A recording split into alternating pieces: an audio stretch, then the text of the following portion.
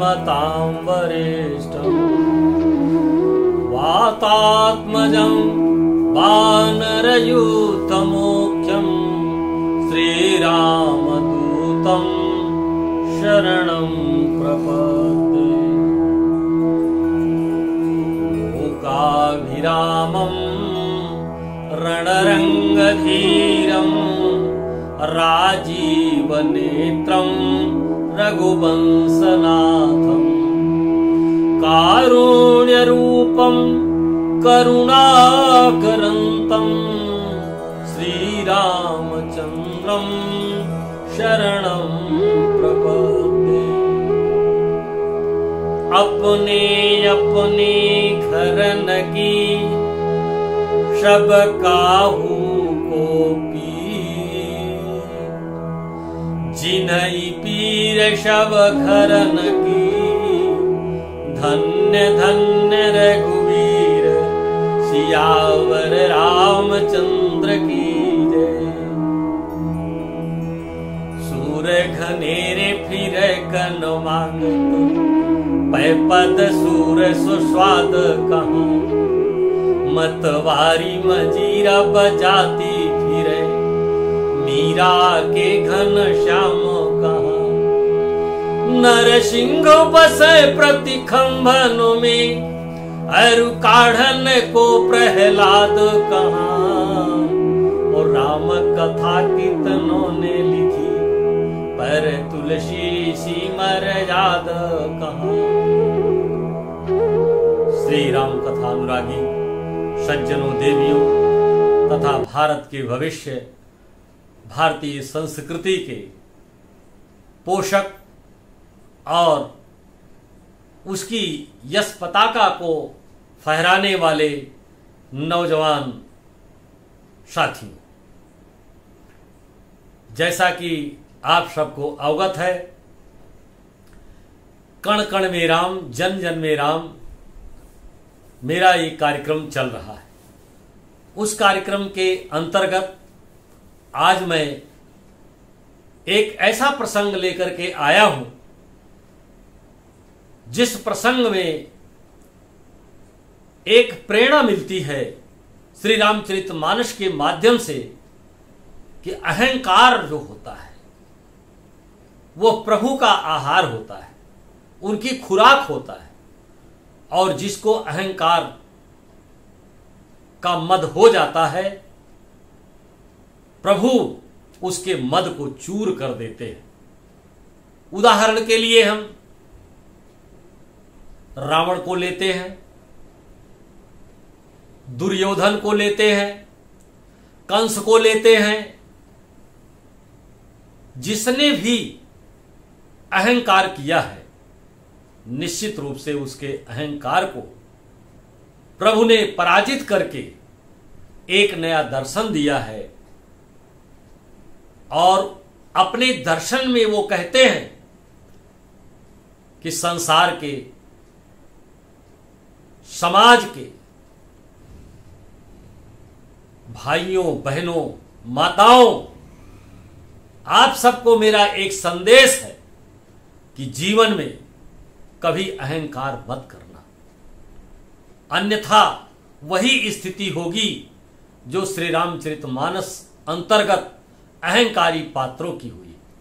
मित्रों, जैसा कि आप जानते हैं प्रभु श्री राम का जो वनवास का कार्यकाल था वो 14 वर्ष का रहा। और उस 14 वर्ष में प्रभु श्री राम ने चित्रकूट पर्वत पर 12 वर्ष का समय व्यतीत किया। और उस 12 वर्ष के काल में उन्होंने चित्रकूट की पावन धरा पर अपनी कुछ लीलाएं की है। वे लीलाएं इतनी सारगर्भित हैं कि यथा नामे तथा गुणे। कूट का तात्पर्य होता है पर्वत, चित्र का अर्थ होता है चित्र।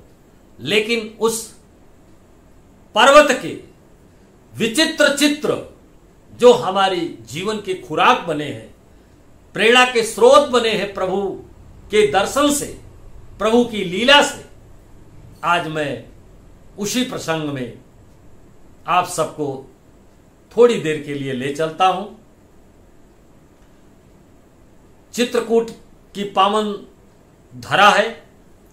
प्रभु श्री राम मां जानकी जी का श्रृंगार कर रहे हैं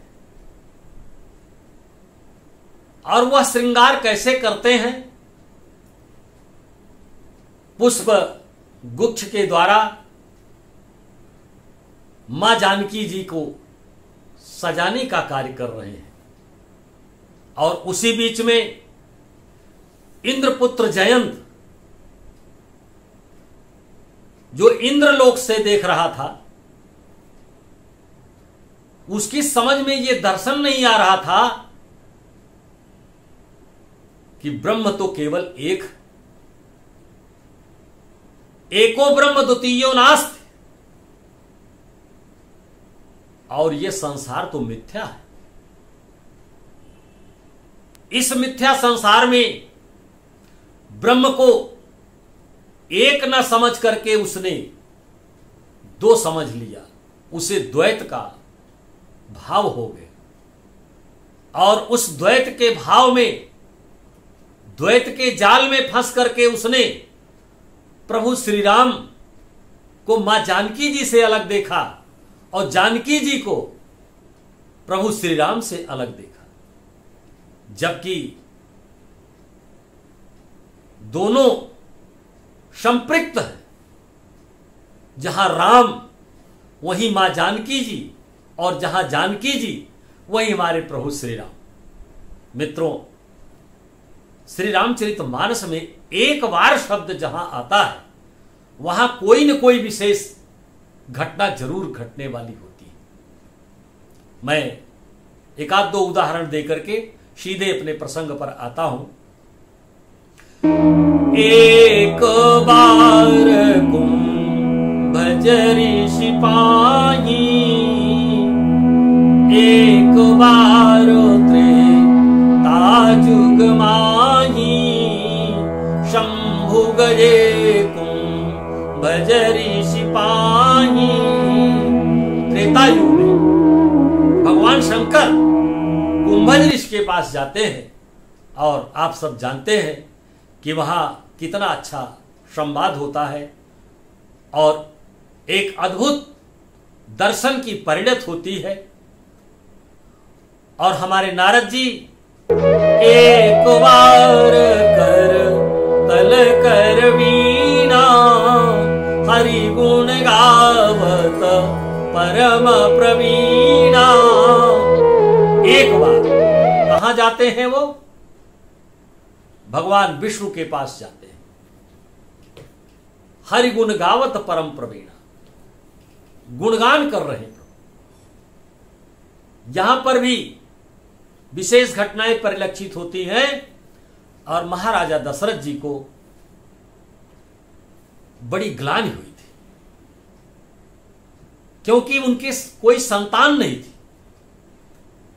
गोस्वामी जी लिखते हैं कि एक बार भूपति मन माही, भय गलानी मोरे सुत नाही। इसी एक बार के क्रम में ही मैं आपको बताना चाहता हूं कि इंद्रपुत्र जयंत क्या कर रहे हैं। जब प्रभु श्री राम मां जानकी जी का श्रृंगार करते हैं, उस समय इंद्रपुत्र जयंत की क्या लीला होती है। एक बार चुनी कुसुम सुहाए, निज कर भूषण राम बनाए। पहिराए सीतहि प्रभु सादर, बैठे फटिक शिला पर सुंदर। सुरपति सुत धरी बायस देखा, सठ चाहत रघुपति बल देखा। प्रभु श्री राम के बल को देखने के लिए इंद्रपुत्र जयंत तैयार हो गया। बताइए, विचार करिए आप सब लोग। बहुत ही गंभीर और विचारणीय प्रश्न है कि प्रभु श्री राम के बल को देखने के लिए जयंत के अंदर इतना साहस हो गया, और वो एक कौवे का रूप बना करके मां जानकी जी के पास जब पहुंचते हैं तो राम जी मां जानकी जी की गोद में शयन कर रहे थे, और मां जानकी जी ने तुरंत जान लिया कि ये तो वही इंद्रपुत्र जयंत है। ये कैसे कौवे का वेश बना करके यहां चला आया? और कौवे का वेश बना करके जब मां के चरणों में प्रहार करता है इंद्रपुत्र जयंत, तो मां का वात्सल्य देखिए, मां के हृदय की गहराई देखिए। मां ने तो उसको पुत्र के रूप में देख लिया। मित्रों, वैज्ञानिकों ने इतने यंत्रों का आविष्कार कर दिया है, लेकिन कोई यंत्र ऐसा नहीं बन पाया है जो मां के वात्सल्य के, प्रेम की गहराई को नाप सके और बता सके, क्योंकि मां का हृदय बहुत अथाह है।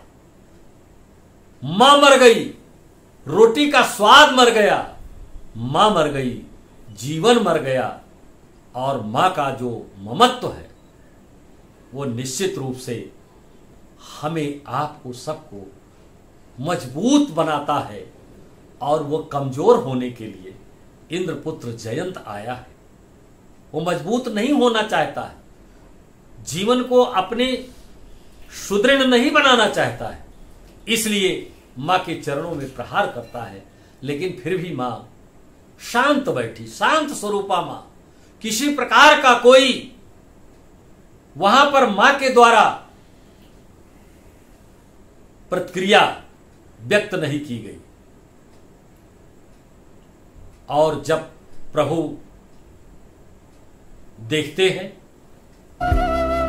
चला रुधिर रघु नायक जाना, शीक धनुष सायक संधाना।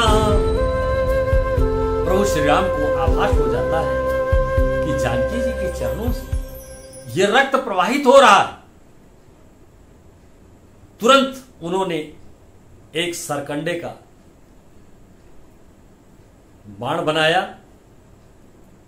और जयंत के पीछे लगा दिया। अब वो जयंत के पीछे लगा हुआ बाण न उसको मार रहा है और न तो